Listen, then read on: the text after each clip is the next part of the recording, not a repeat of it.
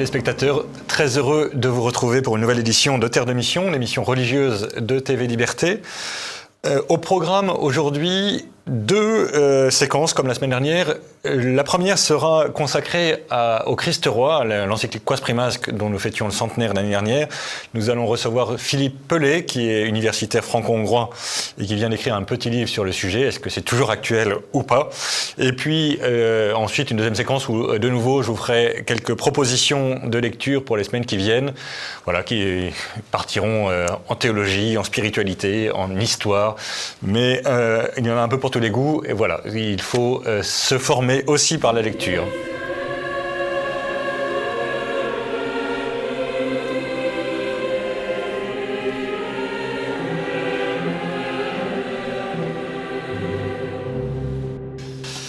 Eh bien, retour sur le plateau de Terre de Mission et j'ai le plaisir d'accueillir Philippe Pellet. Bonjour Philippe. Bonjour. Vous êtes universitaire français, mais aussi hongrois et travaillant à Budapest.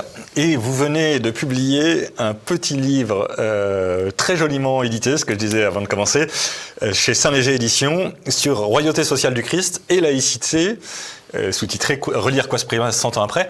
Quas Primas, évidemment, on va en reparler longuement, mais Quas Primas étant l'encyclique de Pie XI, qui a été écrite en 1925 contre le laïcisme, et donc on va évidemment en parler. Mais d'abord, comment est-ce qu'un universitaire hongrois, si je puis dire, tombe sur Quas Primas? Enfin, c'est pas le même monde, c'est quoi? C'est un truc de contre-révolutionnaire? C'est bizarre votre truc, non? Bonjour aux auditeurs aussi. Et donc, oui, comment j'en suis arrivé à Quas Primas? En fait, déjà, je suis en train de faire une thèse doctorale dont le sujet est la laïcité française en Hongrie, dans l'université du service public. Donc le sujet, c'est la protection des valeurs chrétiennes dans un État laïque à travers l'exemple de la France. Et donc, ça c'est un aspect, c'est que mon sujet de thèse, c'est la laïcité. D'accord. Et donc évidemment, la résistance à la laicité vous intéresse, j'imagine. Et le deuxième aspect, c'est la paix, parce qu'en fait, on vit dans un monde où il y a la paix, enfin il y a des grands risques pour la paix. Et j'ai remarqué en arrivant à Quas Primas que le mot paix est utilisé. Ça commence comme ça. Ça commence comme ça. La paix du Christ. C'est la paix du Christ. Par le règne du Christ. Donc entre les deux guerres mondiales, la paix a été signée, mais il y avait toujours. Mais on savait que la guerre allait reprendre. Tendu. Donc c'était à une époque aussi tendue comme aujourd'hui. Et je me suis dit, mais tiens, aujourd'hui, de nouveau, la paix est menacée. Donc, regardons ce qu'il y a dans Quas Primas. Peut-être qu'il pourrait y avoir des réponses pertinentes pour aujourd'hui. Et effectivement... alors, justement, parlons des réponses de Quas Primas. Qu'est-ce qu'on peut retenir de Quas Primas, alors, la doctrine de Quas Primas, comment Quas Primas, c'est un peu la suite de l'encyclique... Ubi Arcano. Oui, exactement, qui a ouvert le pontificat de Pie XI. Dans laquelle il y avait, avec sa devise pontificale, la paix du Christ par le règne du Christ.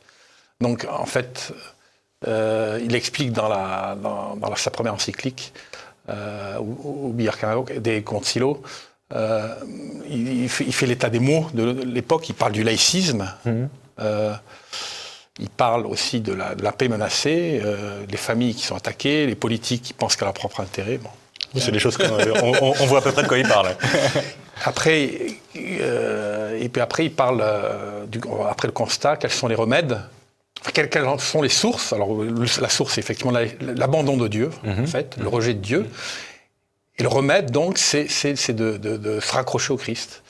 Et en 1925, en fait, c'est là où il instaure officiellement la fête du Christ Roi, qui a été modifié un peu, mais qui est toujours, qu'on fait toujours tous les ans, donc qui est toujours, donc Quas Primas est toujours mis en oui, bien sûr, aujourd'hui. Bien sûr, ça n'a jamais été abrogé. Un peu modifié par Vatican II, mais on va sans doute en parler. Et puis aussi par la réforme liturgique, parce que la réforme liturgique a mis le dimanche, la fête du Christ Roi, dernier dimanche de l'année liturgique, pour dire à la fin du monde, le Christ régnera, ce qui est évidemment vrai, mais quand Pie XI le met le dernier dimanche d'octobre, son message message, c'est « nous voulons qu'il règne sur les nations maintenant ».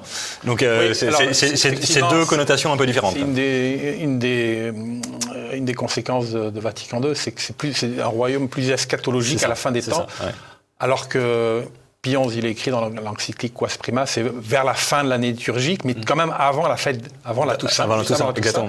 Les saints, quelque part, aussi réalisent le royaume de Dieu sur terre, du Christ sur terre.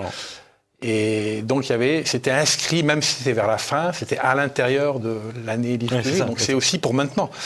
Mais l'Église n'a pas complètement. Non, c'est plus. C'est une connotation supplémentaire. Voilà, c'est un petit peu différent, mais le catéchisme de l'Église catholique dit toujours que l'Église catholique est chargée de répandre le royaume de Dieu sur terre, donc auprès de toutes les nations.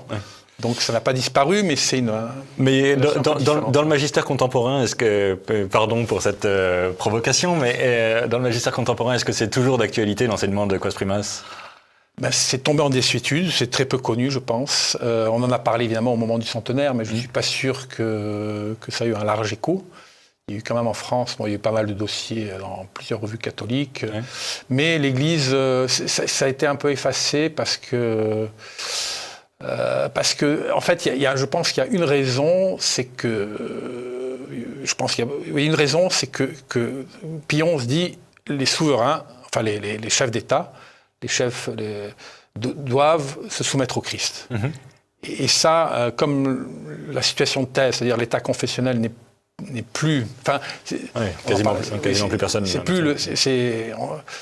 C'est possible toujours, c'est-à-dire que l'Église dit que c'est possible un État confessionnel, mais ça reste une exception. Maintenant, c'est devenu une exception, alors qu'avant que c'était la règle. Donc du coup, maintenant, c'est peut-être le côté qui a le plus changé par Vatican II. Et puis le deuxième aspect dont on a parlé tout à l'heure, c'est que c'est plus ramené à la fin des temps. C'est devenu plus eschatologique. Oui, parce que alors Vatican II, la déclaration sur la liberté religieuse, est-ce que ça remet en cause ou pas Quas Primas ? Je ne pense pas, parce que pourquoi finalement la question, parce qu'on dit l'État neutre pour la liberté de conscience, la liberté religieuse, mais pourquoi on ne pourrait pas avoir un État chrétien qui... Oui, ça, moi je pense que c'est toujours possible. C'est possible. D'autant que le premier... L'argument de la neutralité, c'est on respecte toutes les croyances, l'État neutre, donc voilà, c'est la liberté de création, la liberté de religion et la liberté de conscience, mais on pourrait avoir ça dans un État chrétien. Bien sûr. Donc... je ne pense pas que la liberté religieuse remet en question et contredit Quas Primas. Et par ailleurs, Dignitatis Humanae commence par le devoir des hommes de se soumettre à la vérité en privé et en public, donc y compris sous forme d'État. Donc a priori, Dignitatis Humanae commence par rappeler la doctrine traditionnelle. Tout à fait. Je pense qu'il y a une adaptation contingence au moment de Vatican II, parce que quand même, il y a eu beaucoup de choses ont évolué dans le monde. Et notamment les totalitarismes. Et depuis Vatican II, il y a les contingences. Alors c'est ça, moi ce que j'aimerais bien, c'est qu'on parle d'aujourd'hui, parce que donc le monde de Vatican II n'est plus notre monde, en fait. À l'époque, le communisme triomphait, etc. Aujourd'hui, il y a l'effondrement des idéologies, il y a le monde multipolaire, et puis la montée de l'islam, par exemple, qui change beaucoup le rapport à la religion, la religion politique, en quelque sorte. Donc le monde a beaucoup changé. Est-ce que c'est toujours d'actualité est-ce qu'on ne pourrait pas, au contraire, revenir à Quas Primas dans ce nouveau monde En fait, au moment de Vatican II, il y avait encore, c'est ce que dit Benoît XVI, je ne sais plus dans quel discours, mais c'est assez important ce qu'il dit, c'est là où il parle de l'herméneutique et la continuité. Discours à la Curie. C'est ça, discours à la Curie. Et en fait, il y a la contingence. À l'époque, l'Église vouait une certaine laïcité aux États démocratiques en disant on peut coopérer, on peut dire ok, les États neutres, les États confessionnels, mais qui s'inspirent des valeurs chrétiennes pour les affaires de l'État. Très bien. Mais depuis, ça a complètement changé. Qu'est-ce qu'on constate ? Après-guerre, on pouvait penser, beaucoup ont alerté. Par exemple, Pierre Lemaire, j'en parle, qui s'est battu pour éviter le mot laïcité dans la Constitution de la 5e. Oui. De la 5e, c'était dans la 4e, mais il a essayé il a écrit même à Charles de Gaulle, mais il n'a pas réussi, mais il a vu le danger. Et qu'est-ce qui se passe ? C'est qu'on pensait à cette époque-là que la laïcité, finalement, Entre l'Église et l'État, ça pouvait marcher. Mais la laïcité, elle a retrouvé par quoi elle a commencé avec la République. C'est le retour du laïcisme. Et maintenant, on est comme entre les deux guerres. Avant et à la fin du Xe siècle et XXe siècle, avant la Première Guerre mondiale, où il y a eu une non sacrée, donc c'est un peu. Mais on est de nouveau dans le laïcisme. Donc, et dans une guerre très dure contre non seulement l'enseignement chrétien, mais aussi la loi naturelle. Macron, quand il dit aux évêques que la loi d'airain de la laïcité va s'imposer à nous et que, vous savez, ce discours bernardin qui est absolument fascinant. Hein. Donc, il est reçu par les évêques et dans la pratique, il leur met une tarte. Parce qu'il leur dit la loi d'airain, c'est vous dites ce que vous voulez, c'est très bien. C'est moi qui décide.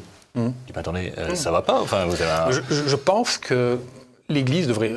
Encore une fois, c'est une question d'adaptation aux contingences, comme l'a dit Benoît XVI. C'est-à-dire que il faut que l'Église retrouve du pouvoir. Le pouvoir temporel a absorbé et s'est approprié du pouvoir spirituel. Absolument. Maintenant, il y a plus de... Finalement, on parle de laïcité, mais il n'y a plus de pouvoir. Oui, c'est ça, il y a une absorption du spirituel dans le temporel. Donc il serait très important que l'Église retrouve le pouvoir et dise le genre de choses que Pion se disait dans Quas Primas, c'est-à-dire... Là, vous faites la loi sur l'euthanasie. Oui. Pensez qu'au jugement dernier, vous serez jugé. Absolument. C'est pas menacé ou quoi que ce soit. C'est la charité de dire ça. Absolument. Monsieur Macron, les parlementaires. Vous êtes comptable de ce que vous faites. Vous êtes comptable de ce que vous faites, et on veut, en tant qu'Église, on veut votre salut. On veut votre salut. Donc c'est pas méchant de dire ça. Et on vous alerte sur les dangers ce que vous faites. Donc vous faites ça, nous on est contre, et il faut dire clairement ce que vous faites, c'est... Et pensez à votre salut. On aimerait que vous soyez sauvés. Donc c'est la charité. Absolument, je suis mille fois d'accord. Et l'Église devrait avoir, à mon avis, peut-être que ça... retrouver, parce qu'effectivement il y a le dialogue avec le monde, mais le monde... Il n'écoute plus. Donc comment on peut dialoguer avec quelqu'un qui n'écoute plus? Donc à un moment donné, il faut devenir plus incisif, tout en restant charitable. Le but, c'est Non, mais il y a une logique un peu contre-culture, comme les premiers chrétiens. Évidemment qu'ils étaient obéissants à l'empereur, mais il n'empêche qu'ils avaient leur vie religieuse était complètement soustraite à la vision de l'Empire. Ils disaient, chez nous, voilà, ça se fait pas, on n'abandonne pas les enfants, on les tue pas, etc. Donc chez nous, c'est comme ça. Maintenant, vous faites bien ce que vous voulez, c'est pas nos oignons. On prie pour vous, on vous alerte sur le danger de ce que vous faites, mais chez nous, en tout cas, ça se fait pas. Et donc, il y a une logique de contre-culture, puisqu'on est minoritaire, il y a une logique de contre-culture, je pense. Et ils refusaient, les chrétiens, pourquoi ils ont été martyrisés? Parce qu'ils refusaient l'adoration de l'empereur. Oui. Et là, il y a maintenant, avec tout ce qui se passe avec les valeurs de la République. On nous somme d'encenser. Il y a les valeurs de la République qui se sont de plus... Au départ, ça s'enracine dans le christianisme. Mais qui s'en éloignent de plus en plus. Et c'est là où Quas Primas est important, c'est-à-dire qu'il faut être soumis à la transcendance, au Christ. Sinon, et c'est ce qui est écrit dans l'Évangile, Saint Jean. Et puis même avant, Antigone, c'est aussi ça. Il y a des lois écrites dans le cœur des hommes. La loi naturelle, c'est bien avant. Bien avant. On n'a pas entendu le Christ. Il y a des lois naturelles écrites dans le cœur des hommes, et les lois positives ne peuvent pas s'y opposer. Vous pouvez toujours dire que j'ai pas le droit d'enterrer mon frère, je le ferai quand même parce que je suis tenu de le faire. Les dieux m'ont demandé. Et donc là, le rôle des chrétiens, c'est de tenir et de résister, absolument. Il y a un côté un peu dissidence, mais je pense qu'il faut l'assumer. Tout en étant dans le monde et en aimant ce monde, bien sûr, et en aimant les gens qui le composent. Merci beaucoup, cher Philippe. Donc Philippe Pellet, Royauté sociale du Christ et laïcité, Saint-Léger Éditions. Chers amis, lisez, achetez, faites lire. Il faut remettre Quas Primas dans le débat public, dans le débat au moins dans l'Église, parce que je crois que nous ne ferons pas l'économie d'une saine critique de la vie politique contemporaine. Merci Philippe. Merci bien.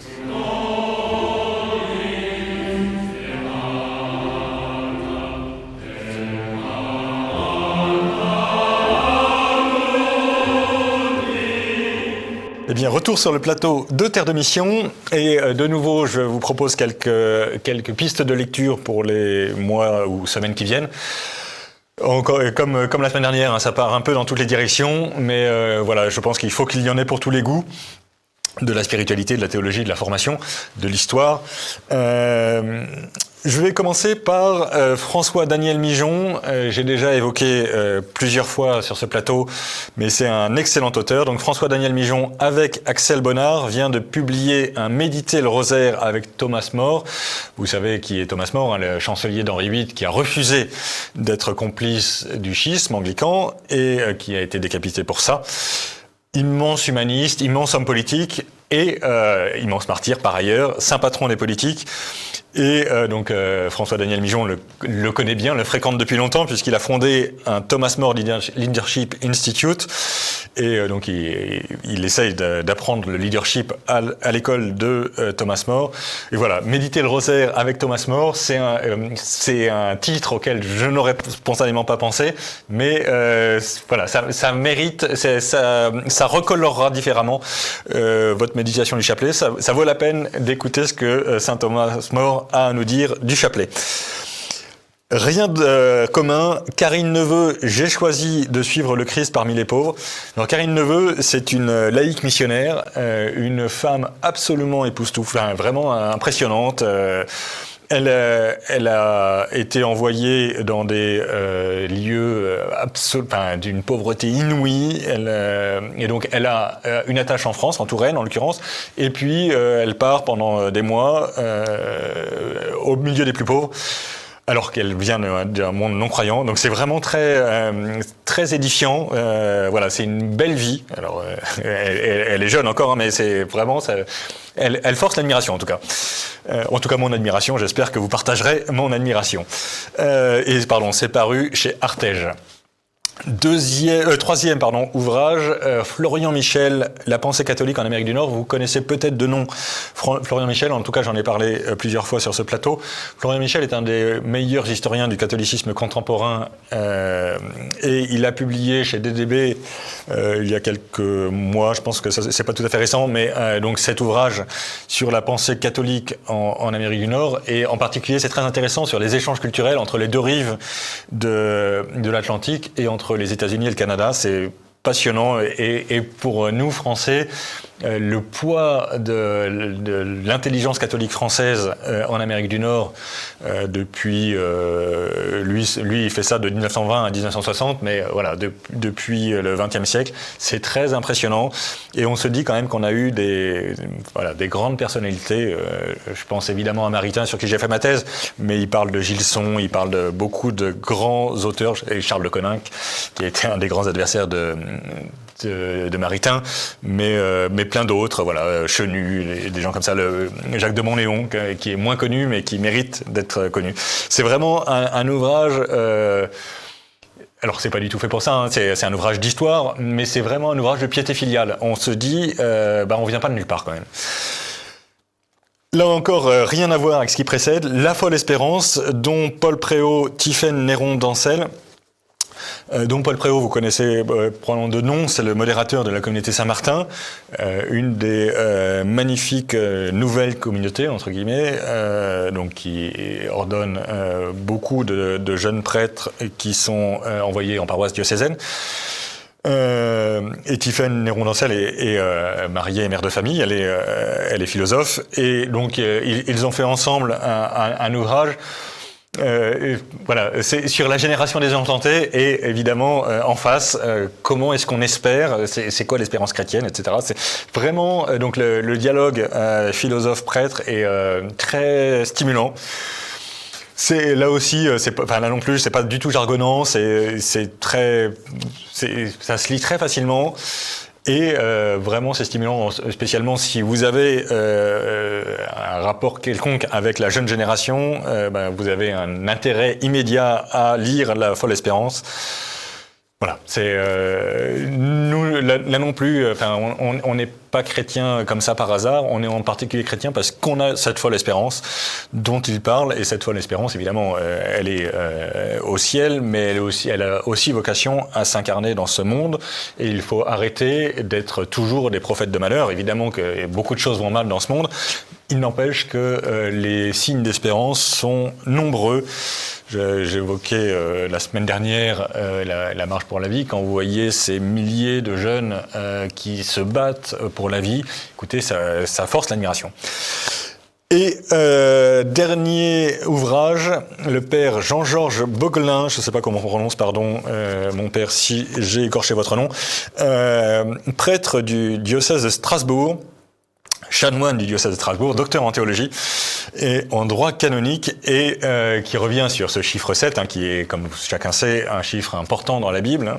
Donc il y a les 7 sacrements, enfin dans la Bible et dans la vie de l'Église, les 7 sacrements, vous connaissez, il y a les 7 jours de la semaine, etc. C'est pas pour rien que notre vie tourne autour de ce chiffre 7, qui est le chiffre parfait, qui est la durée de la création, le 6 plus 1, où Dieu se repose, et nous sommes invités nous aussi à nous reposer.